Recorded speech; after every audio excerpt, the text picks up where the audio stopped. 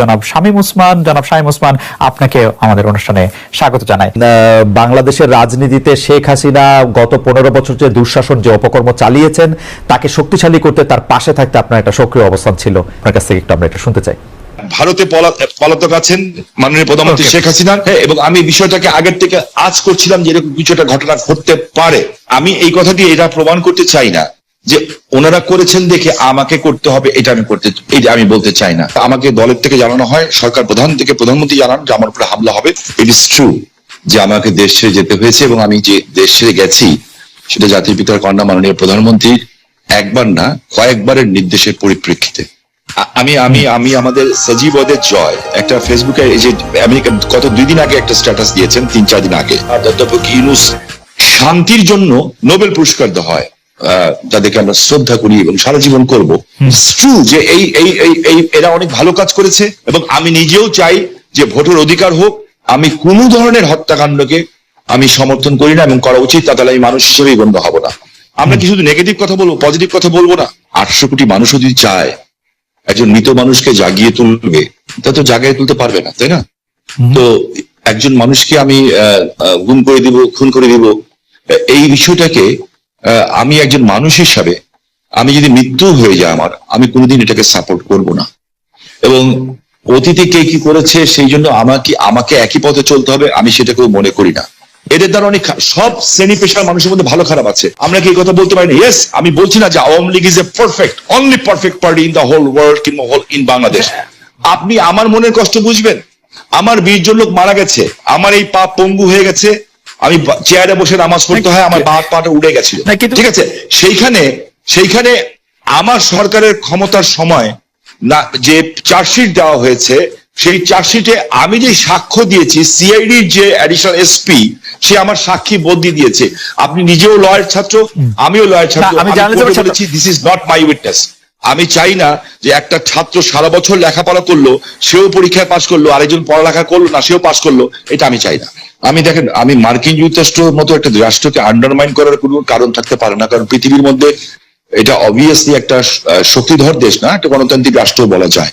যে আমার কাছে না কিছু মাঝে মাঝে অবাক লাগে যে মানুষের চরিত্রটা দেখতে, পৃথিবীর সব দেশের চরিত্র দেখতে ভালো লাগে। আমার কাছে মাঝে মাঝে আশ্চর্য হই যে আমরা কত রঙের মানুষ, যে আমরা আর কত নেগেটিভ কথা বলবো। আমরা পরে যখন আবার আপনার কাছে আসবো বিএনপির সাথে বর্তমান আপনার সম্পর্ক এবং সেইটা নিয়ে আমরা কথা বলবো, তার আগে আমরা একটু জনাব আন্দালিব রহমান পার্থের সাথে আমরা একটু কথা বলতে চাই। জনাব আন্দালিব রহমান পার্থ, আপনি একজন রাজনীতিবিদ হলো আমি আপনাকে খুব রেট করি একজন রাজনৈতিক বিশ্লেষক হিসেবে, যে মানে যেহেতু আপনি টক শোতে প্রচুর আপনাকে কথা বলতে হয়, অনেক প্রশ্নের জবাব দিতে হয় এবং অনেক ক্ষেত্রে আপনাকে বিভিন্ন ভবিষ্যতের কথা বলতে হয়, এবং এর অনেকগুলি আমার স্বীকার করতে দ্বিধা নেই, অনেকগুলি মিলেও যায়।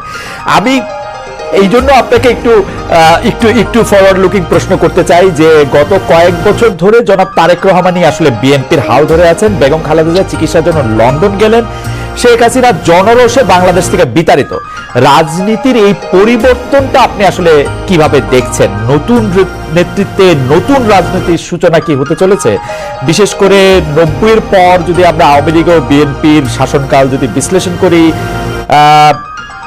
সরকারে বা ক্ষমতায় এলে মানে এটা একটা এই প্রশ্ন বারবার হচ্ছে যে তারা যে গণতান্ত্রিক থাকবেন, কর্তৃত্ববাদী হবেন না, সেরকম কি মনে হচ্ছে? মানে এই নেতৃত্বে যারা আছেন, এটা তো অবশ্যই ঠিক জনাব তারেক রহমানই আসলে 20-22 বছর ধরে অন্ততপক্ষে দলের ডেপুটির হালটি ধরে আছেন, কিন্তু মানে এই নেতৃত্বের ক্ষেত্রে কি কোনো পরিবর্তন আসছে? ব্যক্তি মানুষ না, আদর্শের দৃষ্টিভঙ্গির আপনি কি দেখছেন? আপনাকে ধন্যবাদ খালেদ, আপনি তো অনেক ওয়াইড একটা প্রশ্ন করেছেন আমাকে। আমি একটু ব্যাকগ্রাউন্ডে যাব। দেখুন, আপনি সমষ্টিগতভাবে যদি বাংলাদেশের রাজনীতির অবস্থা দেখেন, গত 17 বছরে যে একটা ভীতির সংস্কার, ভীতির একটা সংস্কৃতি আমাদের রাজনীতিতে ছিল, যার কারণে 17 বছর কিংবা 20 বছরে ভালো মানুষগুলি রাজনীতি থেকে দূরে সরে যায়। এই কারণে অফকোর্স একটা ভ্যাকুয়াম সৃষ্টি হয় রাজনীতিতে, কারণ 17 বছর আপনি জানেন যে কোনো রাজনীতি করতে গেলেই একটা গুম খুনের একটা ধারণা ছিল, বা মানুষ রাজনীতিবিদদের উপরে কেন জানি এমন, মানে কেন জানি বলবো না, মানুষের যথেষ্ট রিজন ছিল রাজনীতিবিদদের থেকে দূরে সরে যাওয়া। এবং বলে না যে জোকাররা যখন পার্লামেন্টে যায় তখন জোকাররা মেম্বার অফ পার্লামেন্ট, মানে পার্লামেন্টটা সার্কাস হয়ে যায়। গত 3টা বছর 3টা টার্ম অনেকটা এরকমই একটা অবস্থান ছিল। তো এই কারণে আর তারেক রহমান সাহেবকে নিয়ে আপনি যে কথাটা বললেন, উনি গত 10-12-15 বছরে যেভাবে বিএনপিকে বিদেশে বসে যেভাবে নেতৃত্ব দিয়েছেন এবং নিচ থেকে ওপর পর্যন্ত, সত্যি কথা বলতে উনি আওয়ামী লীগের মাথা কাট করে যে বাইরে থেকে সাংগঠনিকভাবে উনার যে নেতৃত্ব ছিল, ন্যাচুরালি বিএনপি ভাঙতে পারেনি, বিএনপি পথচ্যুত হয়নি বা অন্যদিকে যায়নি।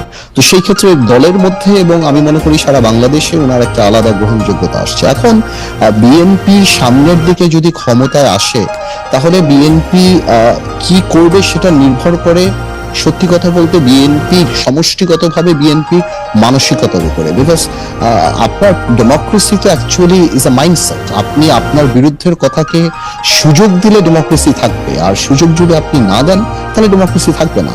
তো এটা সম্পূর্ণরূপে একটা মাইন্ডসেটের ব্যাপার। এখন বিএনপি যদি ওনার কর্মকাণ্ডে বা বিএনপির কর্মকাণ্ডে যদি সেই রিসিপিয়েন্ট বা ওই রিসিভিং এন্ডে থাকতে পারে বা ওই মানসিকতা থাকতে পারে, এবং এই 17 বছর এত কিছু দেখার পরে যে আপনার রাষ্ট্র পরিচালনায় ব্যর্থতা বা পতন, বা যেটা পতন বলবো না, আওয়ামী লীগের তো, যেটা আমি আপনাকে আনঅফিসিয়ালি বলেছি যে আওয়ামী লীগ এমন একটা রাজনৈতিক দল যার বাংলাদেশে শুধু রাজনৈতিক পতন হয় না, সামাজিক পতনও হয়েছে। যে এই ধরনের সামাজিক পতন আগে হয়নি, বিকজ আওয়ামী লীগের অবস্থানটা, আওয়ামী লীগের অ্যাট্রসিটিটা, আওয়ামী লীগের দুর্নীতি বা সবকিছু একটা হাউস ওয়াইফের কাছে, একটা সাধারণ শিশুর কাছে চলে গিয়েছে, এবং এই লাস্টে যে এই গণহত্যাগুলি। তো আমি সেটাই বলবো যে এখন তো আর নির্দিষ্ট শত্রু লাগবে না আমাদের পতনের জন্য। আমরা যদি আওয়ামী লীগ থেকে শিক্ষা না নেই, আমরা যদি ডেমোক্রেসি প্র্যাকটিস না করি, তাহলে অদৃশ্য শত্রু আমাদেরকে সেটা করে দিতে পারে। তো আমার মনে হয় ভবিষ্যৎটা আমি বলতে পারবো না, এটা ইস্যুর উপর নির্ভর করবে। আর আজকে পর্যন্ত আমি আমার জায়গা থেকে বিএনপির সাথে যতখানি কথা বলেছি, যতখানি রাজনীতি করছি, আমি যথেষ্ট অ্যাকোমোডেটিভ। এবং আপনি যদি ইদানিংও দেখেন বিএনপির 31 দফা থেকে আরম্ভ করে অন্য সবকিছু, বিএনপি আমাদের সবার সাথেই কথা বলছে, সবার কাছ থেকে ড্রাফট নিচ্ছে, সবার কাছ থেকে উপদেশ নিচ্ছে, তারপর ওনারা এটা বাস্তবে আসছে। তো আমি যথেষ্ট অ্যাকোমোডেটিভ নেচার বিএনপির দেখতে পাচ্ছি। সো ইনশাল্লাহ আমি প্রোগ্রেসিভ থিঙ্কিং, আমি মনে করি আর খারাপ কি হবে, ইনশাল্লাহ ভালোই হবে। এখনকার গুম খুন নিয়ে আপনি আসলে কি বলবেন? যে সরকারের জায়গা থেকে এটি বারবার অস্বীকার করা হচ্ছে, কিন্তু এটি একটি বাস্তবতা। এই বাস্তবতাকে শামীম ওসমান কিভাবে দেখে, আমাদের যদি খুব সংক্ষেপে একটু বলতেন। আমি আপনাকে একটা জিনিস স্পেসিফিক্যালি বলতে চাই খুব পরিষ্কার ভাবে। আমি একজন হিউম্যান বিং হিসাবে আমি কোনো ধরনের হত্যাকাণ্ডকে আমি সমর্থন করি না, এবং করা উচিত, তাহলে আমি মানুষ হিসেবেই গণ্য হব না। আমরা কোনো খারাপ জিনিসকে আমরা আশা করি না। আমার যে বক্তব্যটা হচ্ছে, আমি কোনো কিছু গোপন করে কথা বলতে শিখিনি, কারণ আমি সাদাকে সাদা বলার, কালোকে কালো বলার। বাট আমার তার আগে আপনার মাধ্যমে, খালেদ ভাই, আমি কালকে বাঁচবো না জানি না, আপনি একটা ভালো জায়গায় আছেন, জার্মানি একটা টেলিভিশনের সাথে আছেন। আমি আপনার কাছে অ্যাপিল করছি, রিকোয়েস্ট করছি, যদি অ্যাম্বাসাডারদের সাথে কথা বলতে পারি, কিংবা বিদেশে যেয়ে যদি বড় বড় মন্ত্রী মিনিস্টারের সাথে কথা বলতে পারি, আমি কিছু অভিযোগ দিব।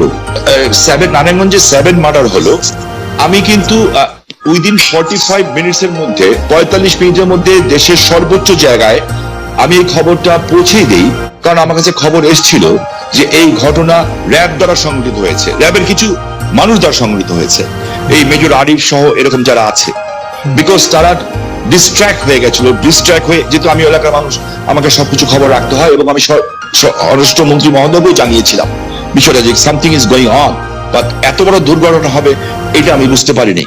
কিন্তু দেখেন, যখন এই ঘটনা ঘটলো, আমি কিন্তু আমার ভয়েস রেজ করেছি, এবং এই জন্য আমার জীবনের শঙ্কা ছিল। জনাব শামীম ওসমান, আপনার নিশ্চয়ই মনে আসে একরামুল বলে চট্টগ্রামের একজন কাউন্সিলর, তার মেয়ে যখন বলছিল বাবা তুমি কান্না করছো যে, এবং তারপরে যখন তাকে গুলি করে হত্যা শব্দ আমরা শুনলাম, সেই সময়ের মধ্যে কিন্তু আমরা অনেকেই বলছিলাম যে এইখানেই এটি শেষ হওয়া উচিত, কিন্তু এটি আসলে শেষ হয় নাই। জনাব শামীম ওসমান। জি, আমি আপনার সাথে 100% একমত। একজন মানুষকে আমি গুম করে দিব, খুন করে দিব, এই বিষয়টাকে আমি একজন মানুষ হিসাবে, আমি যদি মৃত্যু হয়ে যায় আমার, আমি কোনোদিন এটাকে সাপোর্ট করবো না।